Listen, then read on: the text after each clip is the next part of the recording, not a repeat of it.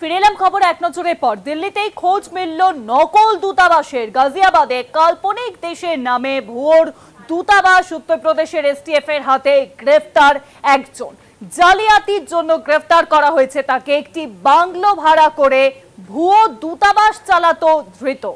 একটি বাংলো ভাড়া করে ভুয়ো দূতাবাস চালাতো সেই ধৃত।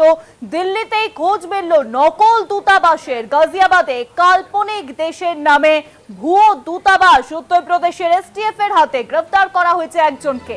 জালিয়াতির জেরেই কিন্তু গ্রেফতার করা হয়েছে তাকে।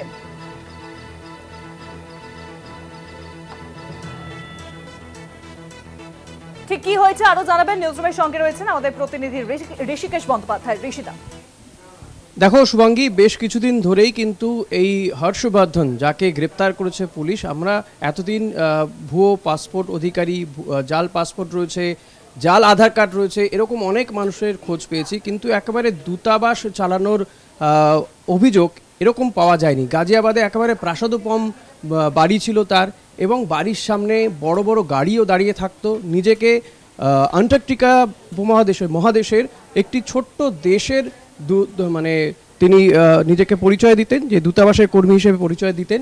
ওয়েস্টার্কটিকা বলতেন, যে এই ওয়েস্টার্কটিকা নামে দেশের তিনি হর্ষবর্ধন বলে এই ব্যক্তি, তিনি ওই দূতাবাসের কর্মী।